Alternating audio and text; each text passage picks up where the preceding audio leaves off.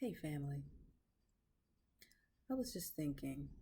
So, first of all, I'm Dr. Rochelle Shannon, and this is Kinful Conversation. This is actually an introduction to Kinful Conversation because I was going to launch this channel next week, but there's some things that have been coming across the internet on the social media that I think is a great introduction conversation to some of the goals of problem solving that kinfolk conversation.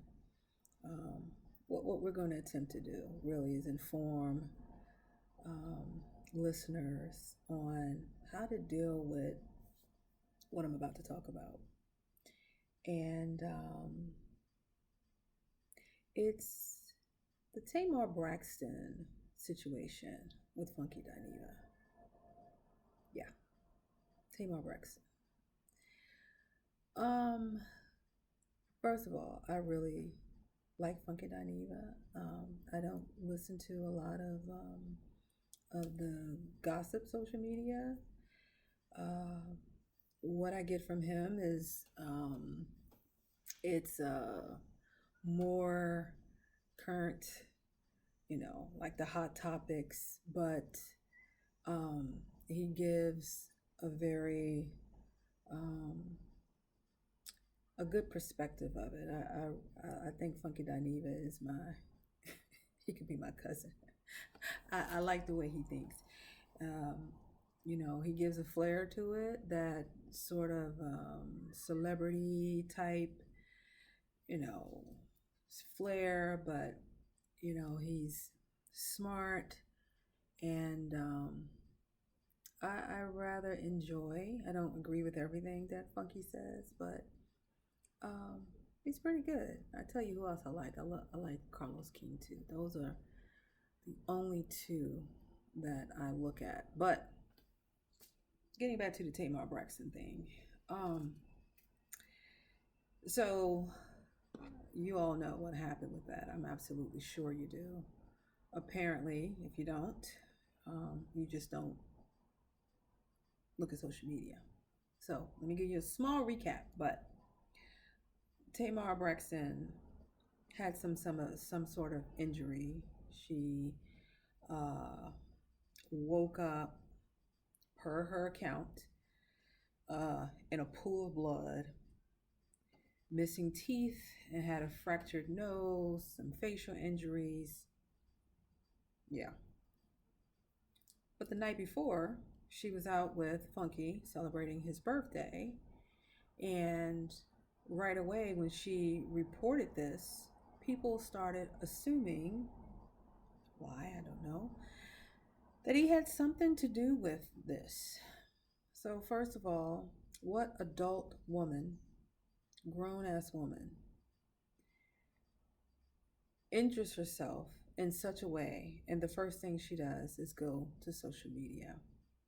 She has said that she panicked. She didn't know what to do. She went to bed and she woke up and her life had changed. Mm-hmm. Okay. Has anybody ever experienced panic? Have you ever experienced panic? Like you find yourself in a situation where you're afraid and you're kind of at your wits' end, you don't know what to do. What do you usually do? What does a normal, reasonable person usually do? Call a family member, friend, or emergency services, 911, for instance. They don't go to social media and type all those words because it takes focus. You're looking at the phone. It takes wherewithal, right? You're present. You know what you're saying. You're giving details. A person who is panicked, the way the brain operates, you don't have that ability to do all of that and be in a panic at the same time. It's just not possible. Biologically, we don't function like that in normal people. So there's that. Uh, so Funky Dineva apparently said that he found out with everyone else about the situation with Tamar. Didn't know anything about it when folks were inquiring on his platform about what happened to her, because I suppose they saw the videos from the party the night before, or yeah, the night before. And if you have seen those parties, you see Tamar, you would think it was her birthday. You really would. You would think it was her birthday. The way she led him in by his hand behind her, with all of the antics and the, see me, and it was very. It's not bizarre because I recognize this behavior. Um, it's not bizarre. It is. It is indicative of a certain personality. Let's just say that. So they saw them together, and some people made some very harsh, nefarious, speculative um, comments about him and what could have happened, and just really trashing this man. Now, Miss I'm in a Panic, who put all that on social media, did nothing when this started to, as Funky said, grow legs. It was crazy. It just got worse and worse.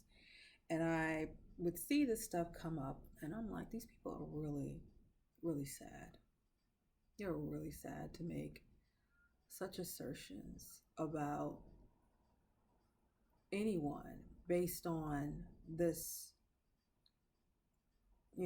video of just them being together. She's with other people now.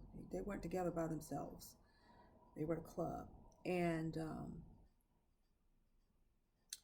she did absolutely nothing to dispel all of these myths that were being created and just growing.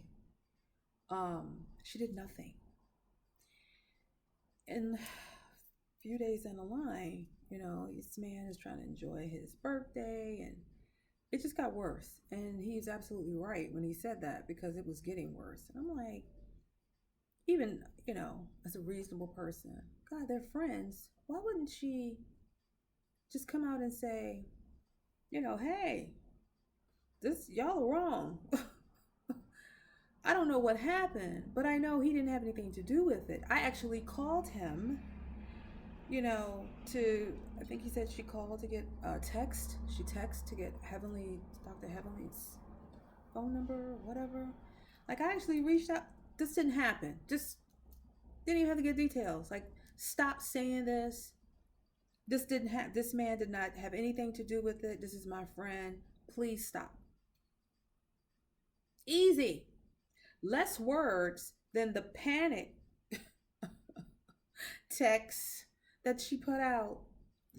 My friend had nothing to do with this. Please stop. Less words than the, oh my God, y'all, I was found in a pool of blood. I'm missing 4 teeth. My friends, I don't know what, like, who does that to a person? Who allows that to happen to a person? A stranger, an associate, let alone a friend or a family member. Who sits back and watch your friend get set on fire? A Tamar Braxton does. A Tamar Braxton does. She's incorrigible. And, because I'm in the field that I'm in, and I didn't mention I'm a licensed professional counselor and a certified clinical trauma professional. And I've been in the mental health field for over 20 years. And I've seen this behavior many times. And, but I am not by any means diagnosing this woman. Nothing. This is all, let me be clear, because I know how the internet goes, right? This is for entertainment. This is my perspective. I am not diagnosing her. I don't have access to any medical records. And in order for someone to give a clinical diagnosis, a comprehensive clinical diagnosis, they would have to have that information. And I don't. So I'm just observing what I see. And what I see is some very histrionic behaviors. Um, and this is who this woman is, and this is who she has been for years, to the point where I don't even watch shows that involved her. Like, was she on the real? I couldn't look at it. Um, I think I looked at,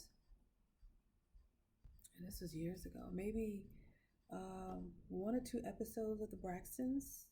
I couldn't stand to watch her.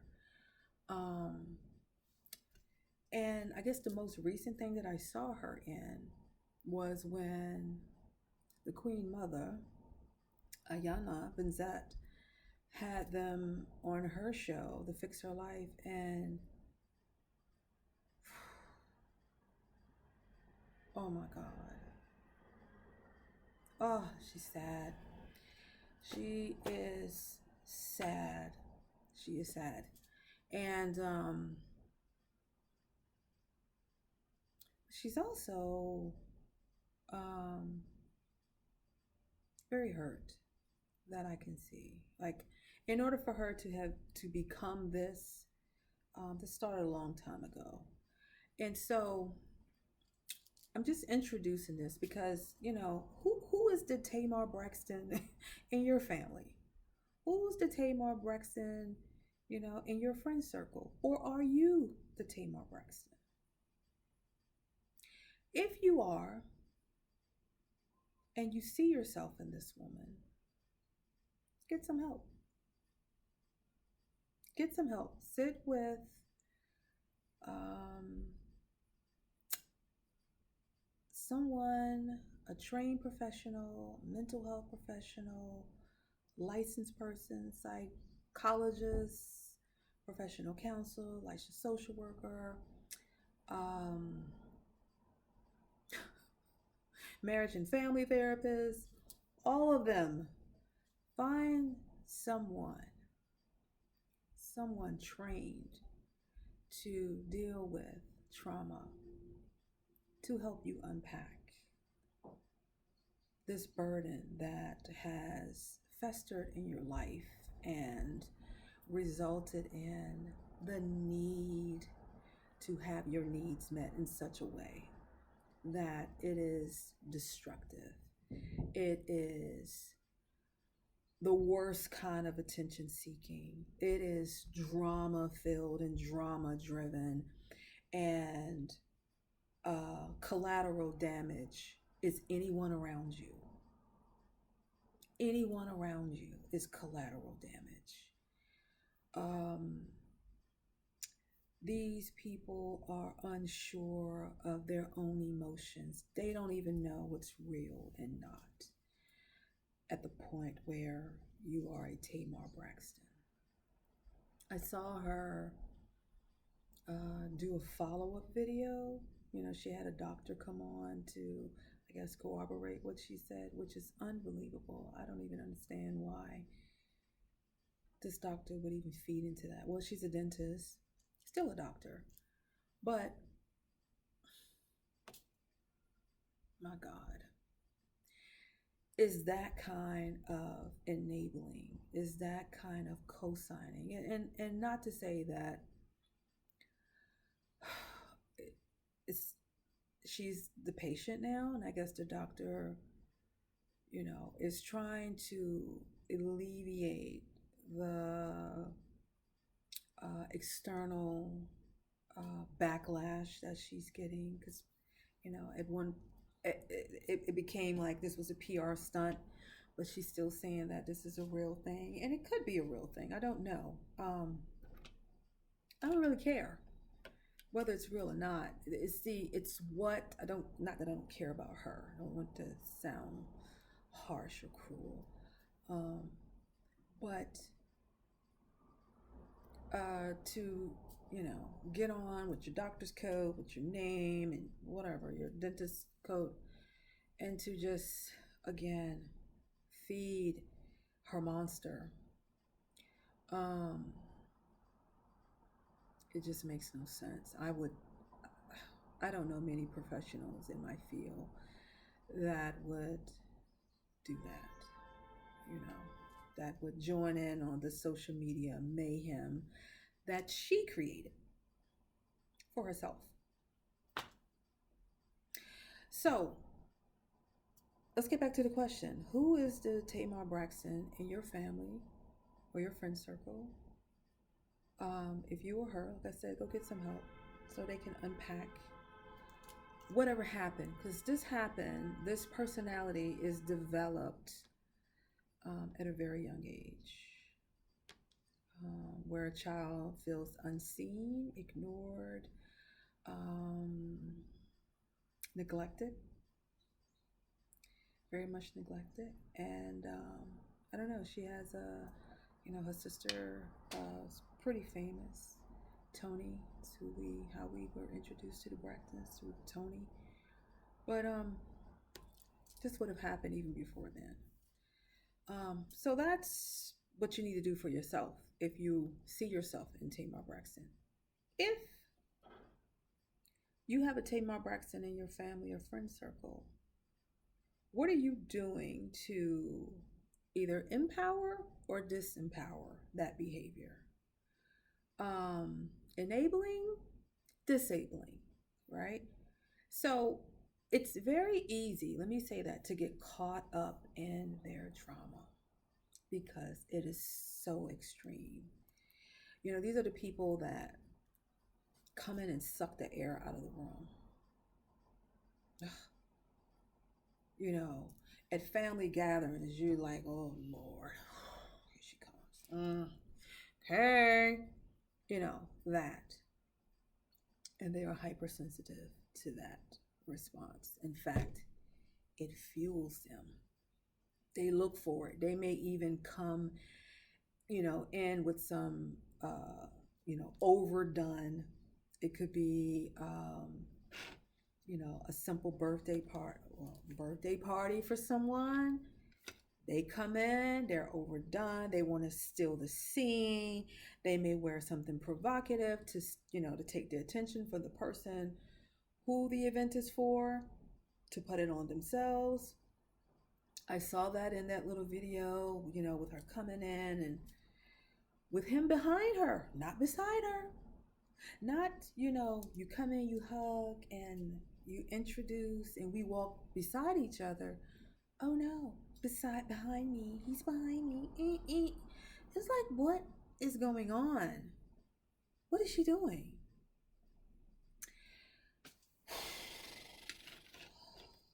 So, do you enable these people by, saying, okay, that's just how they are, don't say nothing to her, how she is. That shit. That is enabling. That feeds the monster. That does nothing but makes things worse. In fact, that person, usually it's a parent, or an older siblings, because these attachments, like, they look for rescuers. They have them in everywhere, in every circle, every element. They create a rescuer. There's someone who they will, it's their go-to, who will run interception for them to stop them from being held accountable. And the person is trying to make them be held accountable then becomes the bad guy. They get, well, you know how she is. You shouldn't have said nothing to her. That shit. That shit. It is destructive. It is harmful, and it makes them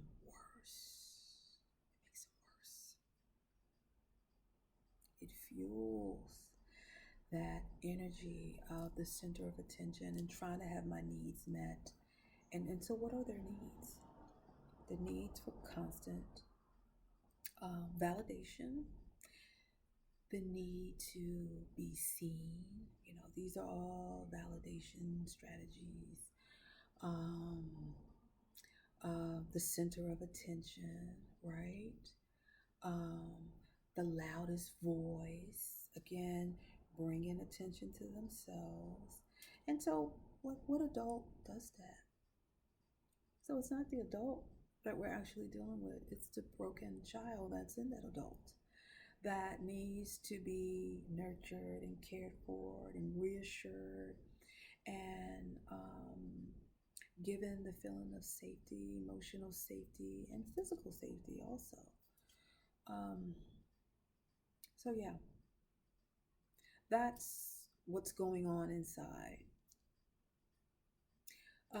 This the person that intercepts, the one that keeps the peace, you know, backs down. And this is, oh, they're very good. They're emotional manipulators. Oh my God, they can turn on the tears like that. It's not real.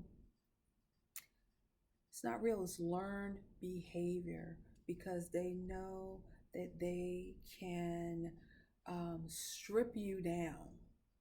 Oh, they can strip you down. It's their way of making you defenseless. They disarm you. You may come in, oh, this time I'm gonna hold them accountable. Oh, nobody cares about me. If you saw her in that video, I'm just not gonna do my project. I don't know. I went to bed and I woke up and my life was changed. My life was changed. It didn't even happen to me, and I have more emotion in my forehead than her. Now, mind you, I know, she may. Let me think. Oh, get my wrinkles out. Um, I know she does a lot of fillers and Botox and stuff like that, but not a tear, not an expression of sadness or nothing.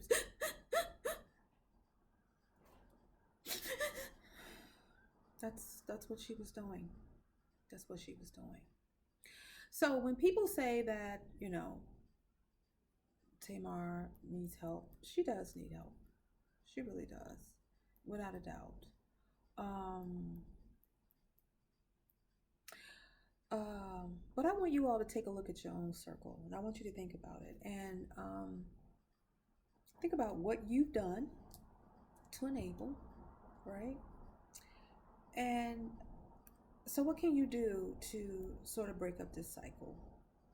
At least with you, because I'm certain we all have at least one or two people that we know of in our family or friend circle, or even a coworker who does this. And how do you do this in a way that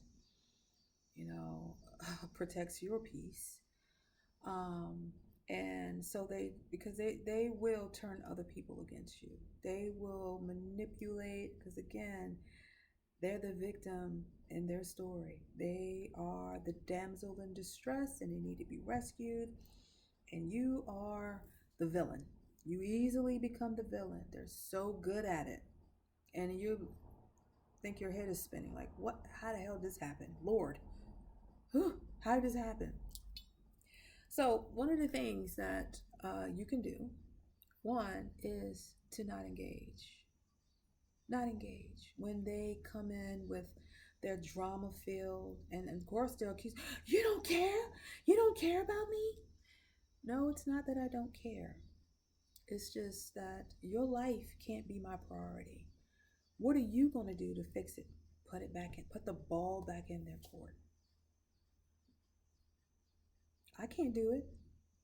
What are you going to do to fix it? Well, that's why I'm coming to you, because I need help. I can't help you. I don't know. I have my own family. I have to prioritize my family and my needs. And I'm asking that you do the same. So put the ball back in their court, right? Hold them accountable. Don't get into the interrogation. Keep, going down this rabbit hole with you, because they will flip it. They will gaslight you. They will use what you said against you. And again, they will make you the villain. Set your boundaries right away. Look, if we're going to be friends, these are the things that I can and I cannot deal with. Like when you're going through this with, sometimes it's with a partner, you know, I've tried to give you advice, you ignore it, and then you go back. So let's not talk about that. Let's let our conversations talk about the new and exciting things in your life. What are you doing that's new and exciting? Um, what's that new project you're working on? So, shift, right? Bobbing and weaving. Mm-mm. Mm-mm. Worst case scenario, you just have to, let them know, look, I got so much going on. My cup is full. And, I can't pour into you because I have too much going on myself. However, if you would like to go and have a happy hour and we just, have some girl time, we can do that. But this, and this is off the list for discussion. We're not going to talk about that. We can talk about this. We can talk, like, you set the stage, you set the foundation for what's going to be discussed and what's not going to. If they try to bring you into it, we had an agreement. We had an agreement. I'm not, and they'll, oh girl, I know, but I just gotta get it off. Okay, you can vent, but I'm letting you know I'm not going to respond. I'm. If you want to just talk about it, that's fine. But I am not going to have a say so about what's going on with this situation. Good, bad, or indifferent. Different. So if you just want to get it out, that's fine. I'm just not going to respond. If you're okay with that, and you just want to purge, hey, go for it. All right? And encourage your friend to get help. And you can do this in a way that's really kind and say, hey, look, you've been dealing with a lot. I've noticed over the years, and this can't be just because of this situation here or this situation there. Why don't you go talk to a therapist and let them help you, like, unpack some of this load that you're carrying? We can still have empathy for people like her, but they are destructive. They're fire starters. They're fire starters. They're arsonists. They will set the fire and sit back and watch that shit burn to the ground, which is what she did with Funky Dineva. Just sat back and watched him burn to the ground with all of the comments and the stories that were being developed. It was just it was not a good thing to watch. I am a little mad at him though because he's a smart guy. Funky is very, very intelligent. I really, and he's intuitive. And being friends or developing a friendship with this woman, he should have known better. He should have foreseen some of this. But anyway, stay tuned because I am going to be coming back and to bring you more content about situations like this. But more so focused on you and family and, how to manage your toxic family or your toxic friends, how to find more joy in your own life and ways to set boundaries and create an environment that really elevates you so you can attract more good. You can attract the things that really uplift you. Because often we find ourselves in this cycle or this loop of like one thing after another, and we get caught up in family stuff, and I can't get ahead because my family's pulling me back, and I want to do this, and but my mom needs this and that, and there are ways to deal with that and to still maintain your resources, your peace, and your wellness. Okay? We cannot compromise our own wellness, our own peace, and our ability to live abundantly because we have family members or people who are close to us who just can't get it together.